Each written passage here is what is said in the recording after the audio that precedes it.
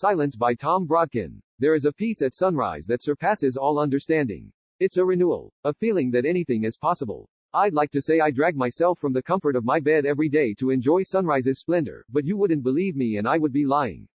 What is true is I was there that day and so was she. There is a connection between sunrisers just because they are sunrisers. It's a shared, yet unspoken, appreciation for things quiet and beautiful.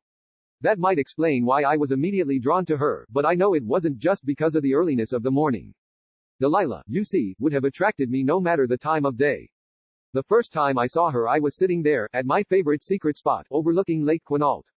It's a hidden gem in Washington state owned by the Quinault Indian Nation and, before that day, if I had my way, no one would ever sit and admire its beauty other than me. The lake, a destination point for fishermen, swimmers, and sightseers, is nature at its most spectacular. It is located deep in the Olympic National Forest. It isn't easy to find, even if you're looking for it. Once discovered, even the most magnanimous outdoorsmen will keep the secret to themselves. In an era where, too often, free time is wasted in front of a flat-screen TV, Lake Quinault is a reminder of the reasons for taking vacations, and the sunrise over the lake is God's definition of must-see. That particular trip occurred in early summer. I remember it vividly because I had to be in place just after 5 a.m. to catch the sun as it appeared over the mountain. Summer is the best time to watch the sunrise because no one in their right mind would be up early enough, nor would be hardy enough to make the journey to my secret spot. No one except me, and Delilah. Is this seat taken? Not many people can remember the first words spoken by or to the love of their life, but I absolutely can. That morning, as I turned to see from where the unexpected voice was coming, the first light of dawn revealed the most beautiful girl I had ever seen. Not all men might have thought so. Delilah wore no makeup, a pair of ripped jeans, and a faded brown hoodie. Her hair, perfectly auburn, looked as if it hadn't been touched since she rolled out of bed that morning.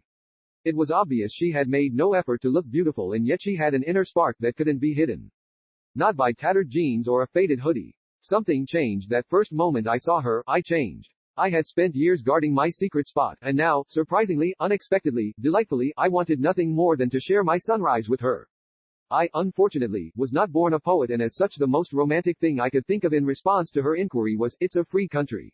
With that, she invaded my secret spot, both next to the lake and in my heart. The silence that followed was both loud and revealing. Delilah wasn't there for small talk, she was there to admire the beauty of sunrise. We sat in silence and watched as the sun peeked over the horizon, covering the two of us in its warming light. She and I carried on a conversation without words. She told me, silently, that she understood the importance of the moment, and I responded in kind that this moment was made all the more special because she was there to share it. Perfection is a goal impossible to realize in this mortal realm, but that morning came as close as is humanly possible. So many thoughts ran through my mind as the sun revealed itself completely. Then, just as quickly and quietly as she had come, Delilah rose to her feet, wiped some residual dirt from the seat of her ripped jeans, and headed down the trail and out of my sight. 8 words verbalized, an infinite number of potential events contemplated. 30 minutes had passed, a lifetime had been imagined. I was sure I would never see her again, and the thought made me overwhelmingly sad. The next 5 years came and went, 5 long years since that day at the lake. There were first dates, first kisses, and the words, "I love you," exchanged, yet every time fate or intention would reach down and sabotage promise. I became determined to find peace in my solitude. There was always a reason or an excuse for my ending every potential relationship, but at its core was a shared sunrise and a conversation that didn't happen. I went to our spot from time to time, to see the sunrise, not for her. At least, that's what I told myself. I had given up without realizing I was hoping. Hoping to see her again. Hoping to feel what I felt that day. Hoping she would be there. And then it happened. It was once again summer. It was sunrise, but this time she was there. Is this seat taken? It's a free country. The same 8 words. At the time, I didn't know that she, too, had often made the trip back to our secret spot. Seeing her again, I knew I wouldn't let the opportunity slip from my grasp, not a second time. When the sun had completed its part in our play, Delilah rose to her feet and wiped the dirt from her jeans exactly as she had done 5 years earlier. This time, however, I stood up as well. My name is Peter. I don't like coffee, but I'd really like to have a cup with you. My name is Delilah, she responded, matter-of-factly, and I would be glad to share a cup of Joe. She called it Joe. It's funny the things that confirm that a love is real. I couldn't tell her that day, for fear of losing her, but at that moment, I was sure. I had said, "I love you," to others before, but it was obvious to me that I had lied. For in that moment, I was finally sure what love felt like. Lifetimes are only lifetimes when viewed in reverse. A cup of coffee became a dinner date. A dinner date became a commitment. A commitment became a proposal, and a proposal became forever. There were kids and dogs and vacations, but more than anything, there were trips to Lake Quinault. Always at sunrise. Always just the two of us. Never any words spoken. You never know the last time is the last time until it's too late. The final trip we took to Lake Quinault was like all the rest. It took a little longer for tired old bones to make the trek, but we found our spot, sat together, and conversed in silence.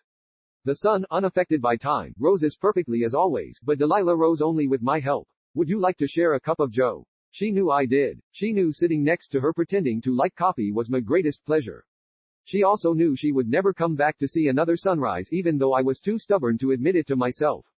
That day in the cafe, we told stories of family and friends, living and lost, as we sipped on what had eventually become my favorite beverage. We made a mental scorecard of our life and realized we had won. 2 days later I lost her. Just like that first day at the lake, I watched her as she left me alone, this time without even the hope of returning. The sadness I felt from years back flooded over me like a tidal wave. I'll save a seat for you. Those were her last words to me. True to myself, I replied, it's a free country. Then, she was gone. One day, hopefully soon, I will watch the sunrise with my Delilah again, only from a far better secret place. Until then, I only go to our special spot at night. I'm never alone when I go there. I make my way to our clearing and sit down just as I did all those years ago. As the moon reflects off the lake, I feel her comforting hand reach down for me, and in the silence only we understand, I hear her very clearly.